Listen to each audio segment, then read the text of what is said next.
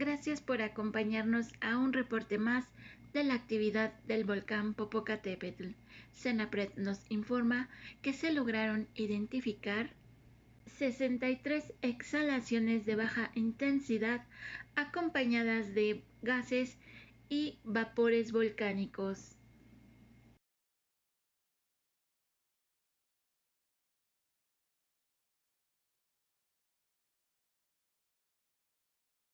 Se contabilizaron 136 minutos de tremor, de los cuales 128 fueron de alta frecuencia y 8 de tremor armónico. Por causa de la nubosidad en la zona volcánica, no se pudo observar la dirección de la pluma. Sin embargo, minutos después se pudo observar una emisión continua de vapores y gases.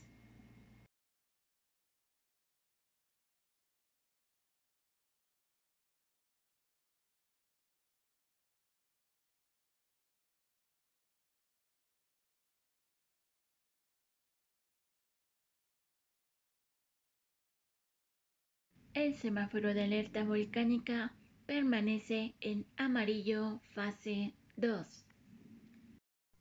Sismos de magnitud 4.0 a más en México. Sismo magnitud 4.0 en Cualcomán, Michoacán, a la 1 de la mañana con 5 minutos. Sismo magnitud 4.0 en Arriagas, Chiapas, a las 2 de la mañana con 58 minutos. Sismo magnitud 4.0 en Motocintla, Chiapas, a las 4 de la mañana con 39 minutos. Sismo magnitud 4.0 en Ciudad Hidalgo, Chiapas, a las 5 de la mañana con 56 minutos. Sismo magnitud 4.0 en Mapastepec, Chiapas, a las 11 de la mañana con 19 minutos.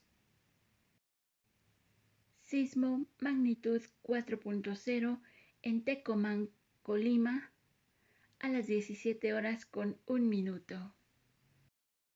Sismo magnitud 4.0 en Cualcomán, Michoacán, a las 18 horas con 33 minutos.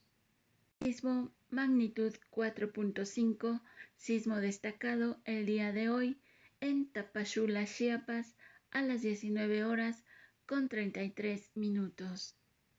Sismo magnitud 4.1 en Crucecita, Oaxaca, a las 21 horas con 39 minutos.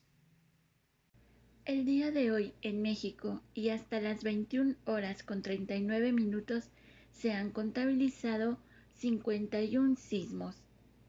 42 de estos son entre las magnitudes de 3.0 a 3.9 y tenemos 9 sismos entre las magnitudes de 4.0 a 4.5. El número de sismos por estado es el siguiente: Guerrero 5, Oaxaca 9, Chiapas 7, Baja California 3, Jalisco 1, Colima 5 y Michoacán con 51 sismos más. ¿Sabías que el cerebro almacena todo lo que sucede alrededor de un evento que provoca una fuerte carga emocional? Por eso, muchas personas manifiestan estrés con la alerta sísmica al relacionarla con un hecho desagradable. Cuando escuches la alerta sísmica, piensa en ella no con temor, sino como un sonido que brinda la oportunidad para poner en práctica acciones para salvar tu vida y la de tu familia.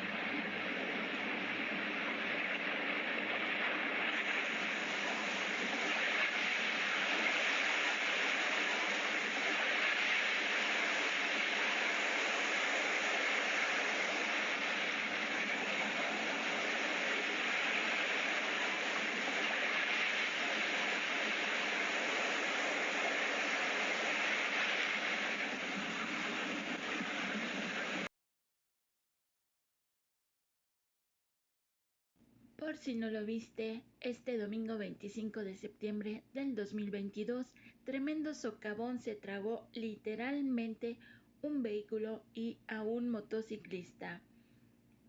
Esto ocurrió en Guatemala. El accidente dejó al menos 3 heridos y 2 personas desaparecidas.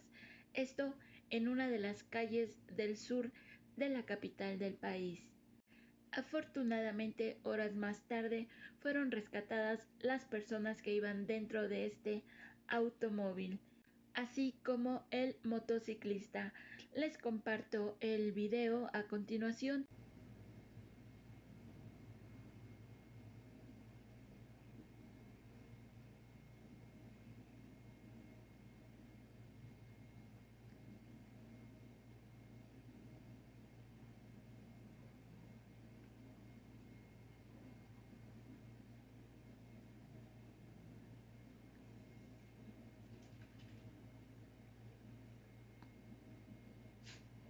Al menos 2 personas se encuentran desaparecidas y otras 3 resultaron heridas en Guatemala debido al hundimiento de una calle en el sur de la capital del país, centroamericano.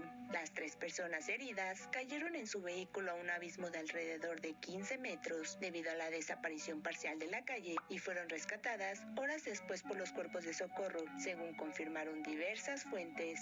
Las 2 personas desaparecidas son mujeres que supuestamente se trasladaban en otro automóvil que también cayó al socavón, según señalaron familiares a periodistas. El hundimiento fue originado por las fuertes lluvias y tuvo lugar en una calle del municipio de Villanueva, del departamento de Guatemala. Los cuerpos de socorro y miembros del ejército de Guatemala han ingresado con equipo especial al hundimiento en busca de las 2 personas desaparecidas, sin resultados positivos hasta el momento. La falla sísmica del 19 de septiembre del 2022 aún guarda energía. La falla que ocasiona el reciente sismo del 19 de septiembre de 2022 no ha liberado toda su energía. Miren, hay que tomar en cuenta esto. Esta falla es la que ocasiona el sismo del 19 y 20 de septiembre de 1985, que es el más devastador que se ha registrado en la República Mexicana. ¿Qué tal? ¿Cómo están ustedes? Mi nombre es Pablo Viadas. Como siempre, me da mucho gusto saludarlos y vamos a comentar sobre los datos que ya nos empieza a proporcionar el Instituto de Geofísica de la UNAM y el Sistema de Alerta Sísmica Mexicana sobre lo que está ocurriendo en la costa de Michoacán, que es precisamente el sitio donde se produce el sismo más devastador y mortífero de la historia de México. Bien, tenemos para ustedes aquí un PowerPoint donde vamos a tratar de comentar estos datos y también algo que le vamos a decir curioso, coincidente, que sucedan estas fechas: 19 de septiembre de 1985, 19 de septiembre de 2017, 19 de septiembre de 2022. ¿Es acaso solo una coincidencia? Hay unos estudios muy interesantes del doctor Giacchino Giuliani, que creo que merece la pena ponerles un poco de atención, porque es una especulación interesante acerca de esta extraordinaria coincidencia. Pero bien, vamos a adentrarnos en nuestro material y vamos a decirlo así. Este sismo, miren, aquí están las estaciones de monitoreo del Instituto de Ingeniería del UNAM. Estas son las estaciones de monitoreo, sucede en este punto. Bueno, este punto es precisamente donde se da el sismo de 1985 y por eso nos llama tanto la atención y nos inquieta qué está sucediendo ahí. Bueno, aquí está la estación Colima. Personalmente me ha tocado hacer algunas cosas aquí en Colima y bueno, más o menos estoy familiarizado con la región. Sí, vamos a comentarlo, ya lo vamos a comentar. Bueno, se trata de un sismo de subducción. Esto, bueno, si ustedes han seguido los medios impresos, electrónicos, bueno, ya saben que se trata de que una placa, la placa de Cocos o la placa oceánica, se introduce debajo de la placa continental, de la placa del continente americano. ¿Sí? Va una debajo de la otra. Esto es un desplazamiento desplazamiento que va de 5 a 6 centímetros por año, pero que también ya hemos platicado que pues en ocasiones no siempre es en una dirección, a veces es un desplazamiento lateral, a veces retrocede un poco, en fin, o sea, es un movimiento de las placas continentales flotando sobre el magma, que es esta pelota incandescente que es la Tierra, y sobre la cual nosotros vivimos en una costrita, bien, así de este tamaño, y ahí es donde pues estamos tratando, abrumados por nuestros problemas, no estamos conscientes de la fragilidad de nuestra existencia en esta plaquita, en esta costrita que apenas tiene unos cuantos kilómetros de espesor de atmósfera que podemos respirar, ¿sí? O sea, es algo realmente muy frágil nuestra existencia en esta pelota de magma que flota en el espacio.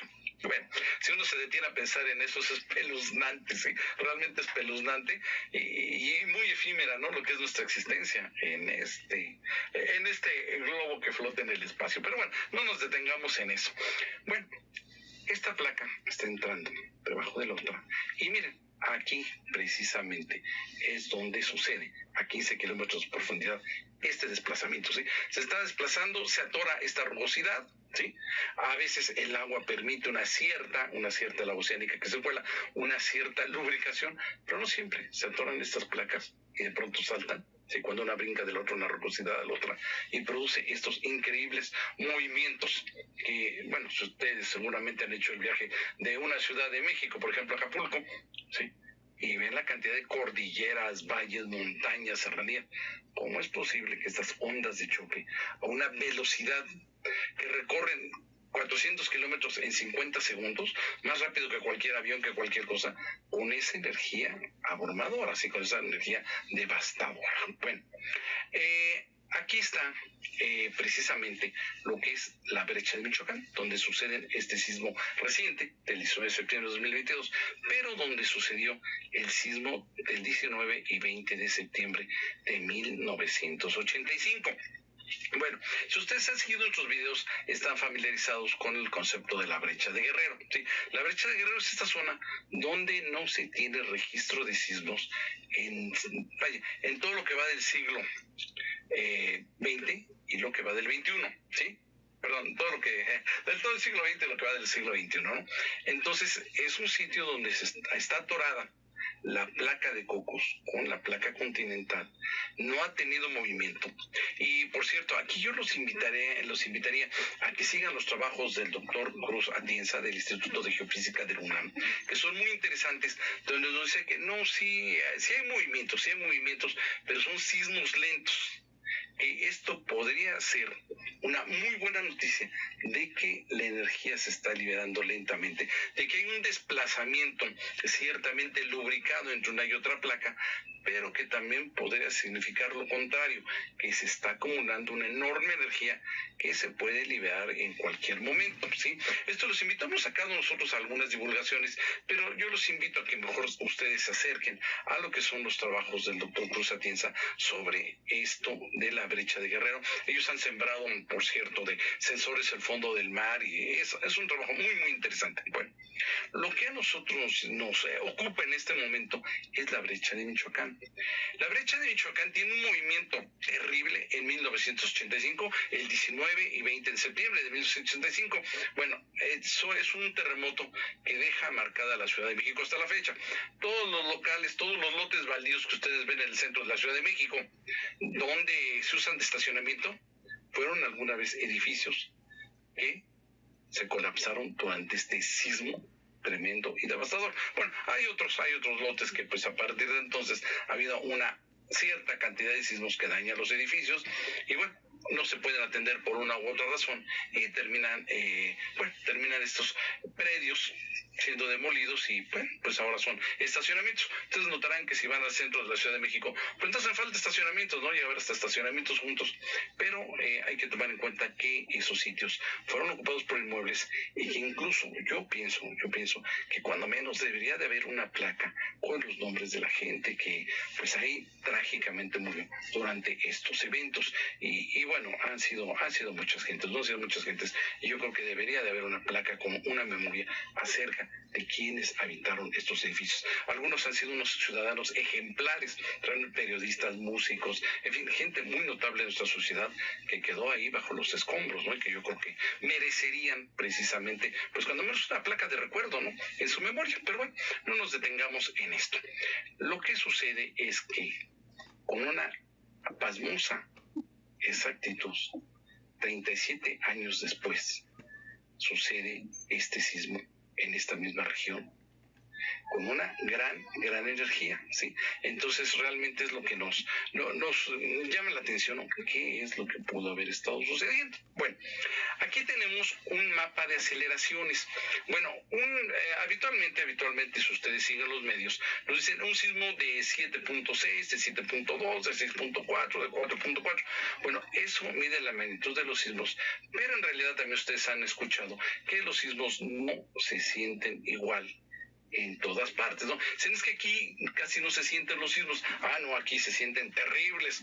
¿A qué se debe que un sitio se sientan y en otros no? Bueno, esto se debe realmente a las aceleraciones según el terreno donde nosotros nos estamos moviendo. Miren, por ejemplo, esto depende también, además del terreno, pues de la cercanía, ¿no? De la cercanía al sitio. Si este es el epicentro, recuerden que hay epicentro, que es en la superficie, hipocentro, que es 15 kilómetros abajo en este caso, y vean ustedes la fuerza del sismo. Recuerden que fuerza es igual a masa por aceleración, ¿no? La vieja fórmula que veíamos en la primaria, en la secundaria, ¿no? Entonces, por lo tanto, entre más aceleración tenemos sobre la masa, pues es más grande la fuerza. Bueno, entonces estas aceleraciones, tipo de aceleraciones de más de 150 GALS, en este caso se producen, por ejemplo, en la estación de Colima, se llega a producir hasta 200, ¿sí? 200 centímetros por segundo, o sea, 2 metros por segundo. Imagínense ustedes un empujón de 2 metros en un segundo a cualquier cosa, un edificio que puede pesar 500 toneladas, poderlo empujar 2 metros en un segundo. Imagínense la magnitud de la fuerza, que fue la intensidad más alta que se dio. Bueno, estas fuerzas, por ejemplo, en el sismo 2007 se llegaron a dar en algunas estaciones de la Ciudad de México, ¿sí? O sea, realmente tremendo. Bueno, entonces vean ustedes que, bueno, conforme nos vamos alejando, pues van bajando las aceleraciones hasta llegar aquí, miren, sobre 40 centímetros en la Ciudad de México, ¿sí? Van bajando las aceleraciones, o sea, esta fuerza que se tiene sobre las estructuras. Miren, aquí tenemos unos videos que me gustaría mostrarles para ejemplificar un poquito mejor nuestro punto de vista, ¿no? Miren, aquí tenemos entonces, miren, si yo tengo el movimiento del sismo, pero comienzo a acelerarlo, es decir, si yo apuro este movimiento, pues voy a terminar destruyendo la estructura. Por eso me es importante, entre los valores que yo tengo de velocidad, de amplitud de la onda, de periodo, bueno, lo que me interesa mucho es la aceleración, porque puede impulsar más rápido este movimiento y es lo que me llega a ocasionar los daños catastróficos de un colapso, ¿sí? Realmente son los que me llegan a ocasionar este tipo de cosas. Sí, miren, en dado caso, por aquí tenemos algún otro, miren, este es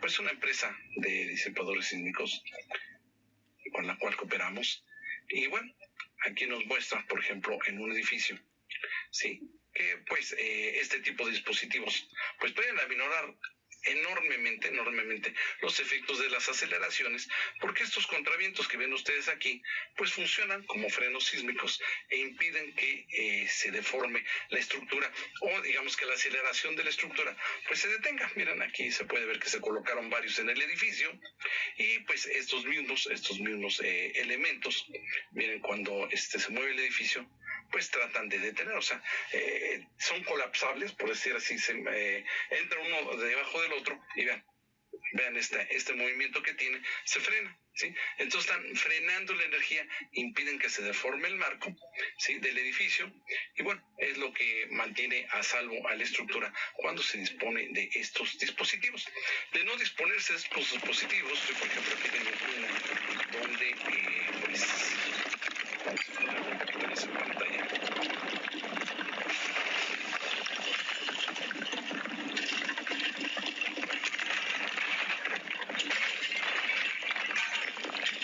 Este es el edificio Nuevo León, un estudio que se hizo de cómo se derrumba, porque hay una parte que se quedan, son 3 edificios realmente, y son muy irregulares, y ahora ya no se hacen edificios de este estilo, pero vamos a ver que uno tiene volcamiento y otro tiene colapso, ¿sí? Entonces esta parte colapsa, esta tiene volcamiento. Bueno, aquí yo llamo en todo la atención a que no hay que permitir que los edificios tengan una inclinación, tengan un desplome. De hecho, hacemos muchos estudios sobre la verticalidad de los edificios, porque en el caso del edificio Nuevo León ya tenía una pérdida de verticalidad y el sismo lo que hace es empujar sobre esta pérdida de verticalidad y ocasionar que la estructura pues dé un vuelco, ¿sí? Entonces, bueno, el hecho de que un edificio ya presente una pérdida de verticalidad, o sea, está inclinado, ya nos habla que tiene problemas de cimentación y tiene problemas de distorsiones y ya es peligroso, ¿sí? Ya realmente es peligroso. Se vuelve más vulnerable ante un sismo que un edificio que esté perfectamente vertical, ¿sí? Entonces, esto es lo que estábamos viendo, ¿no? Y el momento en que como estos ya tienen una pérdida sensible de verticalidad, ya están inclinados, pues la fuerza del sismo lo que hace es empujarlos y derribarlos, ¿sí? Entonces, bueno, aquí hay unas gráficas que son muy interesantes, que son las gráficas de aceleraciones. Y noten ustedes, miren, la que tenemos en color rojo es el comportamiento sísmico en 1985, es esta roja. Vean ustedes las aceleraciones, vean, aquí está la aceleración espectral contra el periodo, contra el tiempo en segundos, ¿sí? Que es el tiempo en segundos, o sea, llegamos a tener estos valores de aceleraciones en 1985. Bueno, el sismo de Puebla Morelos que tuvimos en 2017 es esta línea azul, es notablemente inferior, notablemente menor, ¿no? Es, no sé, me atrevería a decir un 60% del que tuvimos en 1985 en fuerza, y aún así causó 40 colapsos en la Ciudad de México. Bueno, el sismo que acabamos de padecer o que acabamos de sentir recientemente en 2022 es esta línea amarilla. Es esta línea amarilla que aparece aquí. Viene del mismo sitio. Noten ustedes la diferencia que tenemos entre gráfica y esta, ¿sí? O sea, realmente me atrevo a decir que es el 15% de la energía recibida en 1985. De ahí que me surge la inquietud, y bueno, surge en el medio, la inquietud de que no se ha terminado de liberar toda la energía de esa brecha, como sucede en 1985. En otras palabras, hay que estar atento, no hay que bajar la guardia a que se pueda producir otro evento sísmico, ¿sí? Miren, aquí están las aceleraciones del 19 de septiembre, ¿sí? Esta es una gráfica proporcionada por SASMES, el sistema de alerta sísmica temprana que tiene la Ciudad de México. Noten ustedes aquí las aceleraciones, ¿sí? Tenemos aceleraciones del orden de las más altas. A ver, déjenme acercarme, ya no alcanzo a ver. Tengo, miren, 40, ¿sí? Aquí 40 GALs, ¿sí? En la zona que me parece que es el centro, sí, claro, el centro el centro de la Ciudad de México es donde tenemos de las aceleraciones más altas, las cuales llegan a 40, ¿sí? Que son de preocuparse, pero por decir así, las escuelas, por ejemplo, obligatoriamente se revisan pasando 60 GALs. 40 no nos obligan a una revisión obligatoria de escuelas. En Ciudad de México, me refiero a Ciudad de México, los daños en Michoacán y Colima, ahí tenemos que hablar de ellos. Pero en Ciudad de México, de lo más alto que tenemos son 40 GALs, es decir, 40 centímetros, imagínense ustedes 40 centímetros en un segundo, no un empujón de ese tamaño, ¿sí? Entonces, bueno, este es en la parte, digamos, más vulnerable de la Ciudad de México, el centro, digamos, donde está la zona rosa, donde está el Paseo de la Reforma, Juárez, en fin, eje central, o sea, donde, por cierto, pues hubo daños en 1985. Bueno, esto es lo más alto que tenemos. Ya hacia la zona de Lomas, pues ya empieza a ser un poquito menor, ¿no? Ya es bastante menor. Pero Xochimilco, por ejemplo, aquí tenemos 45, cerca de Cuemanco, ¿sí? Donde está la pista de canotaje de Cuemanco, pues se registra una aceleración de 45, hasta que llegamos a detectar, miren, una por aquí, en Tláhuac, de 53 GALs, ¿sí? O sea, se sintió el sismo tremendo, ¿no? En comparación a lo que puede haberlo sentido alguien que vive no sé, en Santa Fe, a Interlomas, a alguien que vive en Xochimilco, pues hay una enorme diferencia. ¿Y cómo sentiste el sismo? Horrible, sentí que la casa se me caía. Entonces, pues sí, se movió algo. A ese contraste puede haber. Bueno, la réplica, tenemos otra réplica, el 22.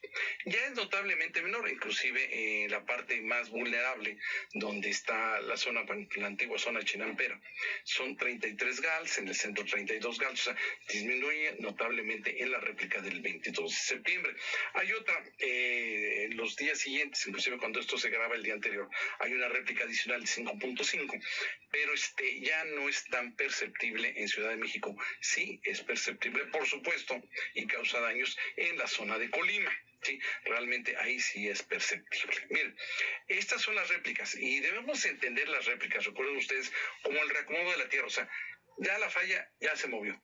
Bueno, pero a todas las capas. Después de ese magno movimiento, pues tienen que asentarse, ¿sí? Bueno, el hecho de que ustedes vean todos estos puntos de aquí es el tamaño de la cantidad de material de las placas que se movieron una debajo de la otra y que comienzan a sentarse, algunas con más o menor fuerza. Este 6.7, 5.5, sí. Los amarillitos pues son pequeños, ¿no? Pero aún así, si ustedes han tocado, me tocó una vez sentir un sismo de uno de magnitud, pero debajo de los pies, se siente así como si fuera un ferrocarril que pasa por debajo de ustedes, y eso es desconcertante, ¿no? Y, bueno, aquí qué pasó, ¿no? Hay un túnel acá abajo, ¿qué está pasando, no? Es muy desconcertante realmente. Un sismo de 1 grado, pero que pase debajo de los pies, es realmente algo aterrador. Bueno, entonces miren, esta es la zona de Colima, ¿sí? Y bueno, esta es una zona sísmica que pues hasta ahorita lo que ha padecido, se empezó a generar esta parte, pero ya se produjeron algunos sismos, digamos que por transmisión que está entre las capas de la Tierra hacia la zona de Colima, sí, también ya se produjeron. Entonces, miren, aquí están las réplicas. Esta es la última que tenemos de 5.2, el día 23, pero pues esto, como suele decirse, no se ha terminado. Hay que estar muy, muy atentos a qué es lo que está sucediendo. Bueno, se hablaba que existía el peligro de un tsunami en la costa de Colima. Afortunadamente esto no fue. Se dio un fenómeno que se llama mar alta, sí, o sea, subió el mar, no sé si un par de metros, una cosa así, pero sí alcanzó a entrar, el oleaje alcanzó a penetrar hasta las calles de Manzanillo y algunos otros poblados, pero sin que se le pueda llamar, afortunadamente, no le podemos llamar un tsunami, que bueno, sino una inundación que se da hasta que, digamos, un oleaje fuerte que entra hasta las calles, pero pues conforme retrocede la ola, pues también se retira, esto no se queda como una inundación.